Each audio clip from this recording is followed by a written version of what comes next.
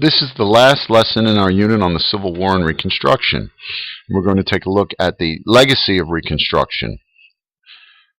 In lessons leading up to this, we learned that white Southern Democrats retook power during the Reconstruction period of the Southern state governments and began to pass legislation taking many of the gains that African Americans had achieved during Reconstruction away.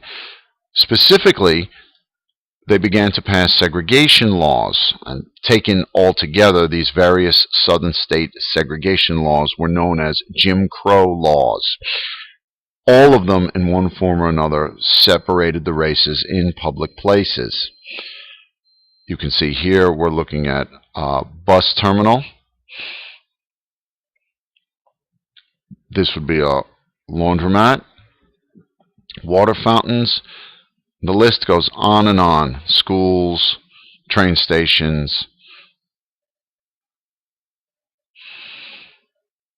Very significantly, though, we need to take a moment and look at the voting restrictions.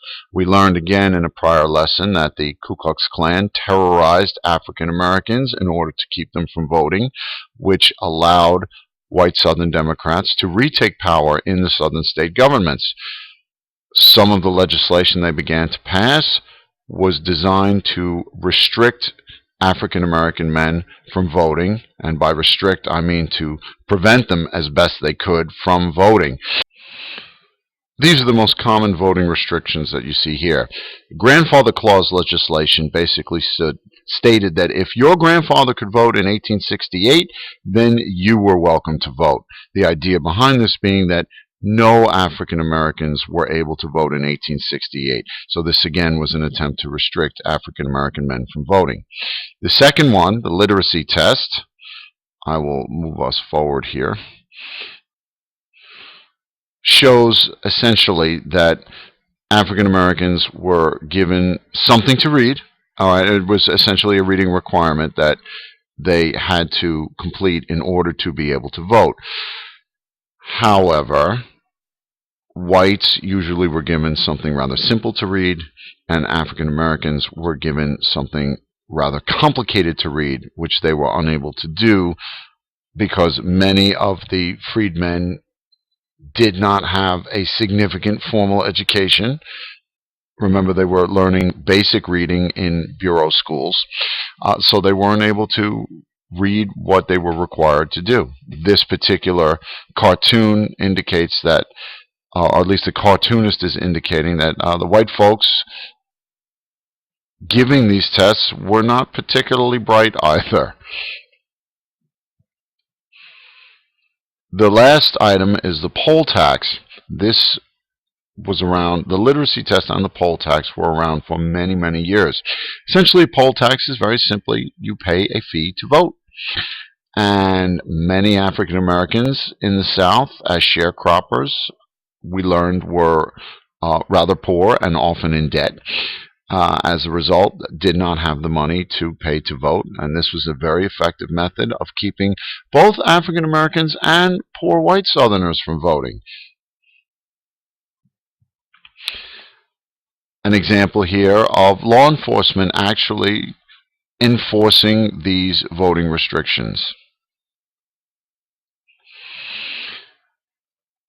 This Jim Crow legislation, these voting restrictions, came to be starting in the 1870s.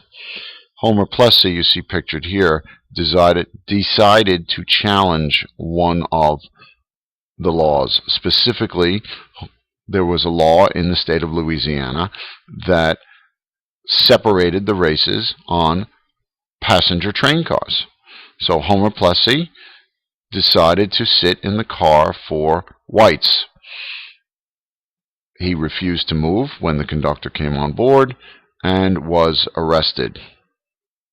The case made it to the Supreme Court, and if you take a look at the bracketed area, the legal question that the Supreme Court had to decide was whether or not Louisiana laws mandating racial segregation on its trains was an unconstitutional infringement on both the privileges and immunities and the equal protection clauses of the 14th Amendment.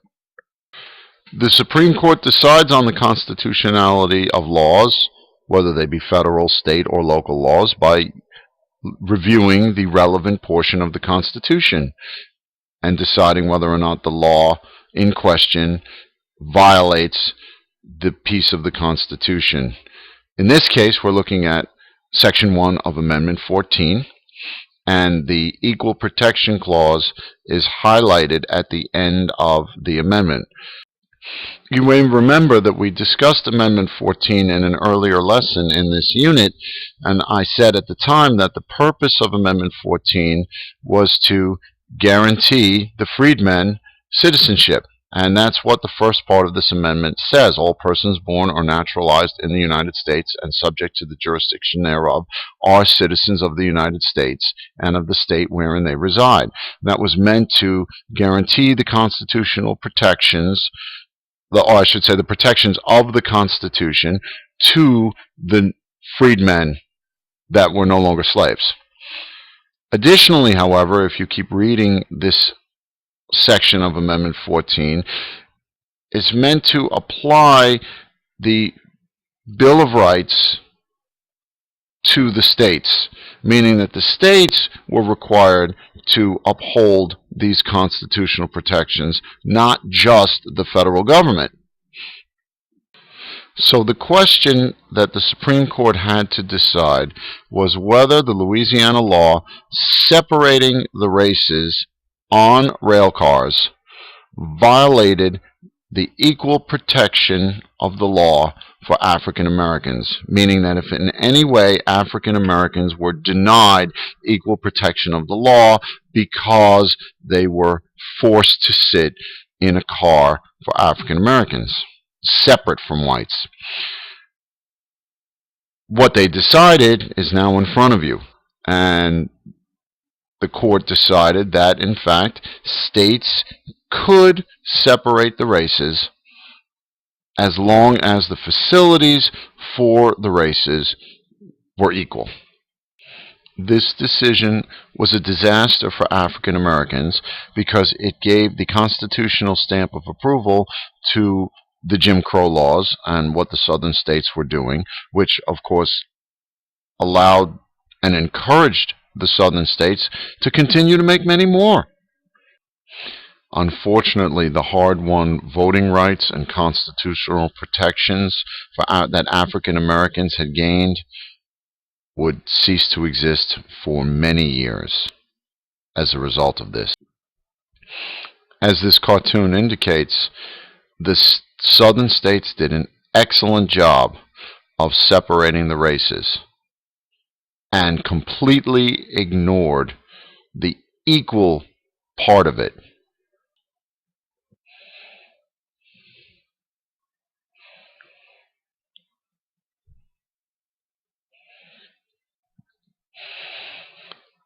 The Plessy decision was the law of the land for 60 years until the Supreme Court finally got it right when they changed their minds in the Brown versus Board of Education case in 1954. That's the case that gave birth to the modern civil rights movement with Dr. Martin Luther King Jr., and we will talk about that later in the course. So then, to summarize, southern state governments that had been retaken by conservative white Democrats began to pass Jim Crow segregation laws in the 1870s. The Plessy versus Ferguson decision gave their constitutional stamp of approval to those Jim Crow laws and, by extension, encouraged their expansion. And generations of African Americans living in the South through the late 1800s and much of the 1900s were second-class citizens in their own country.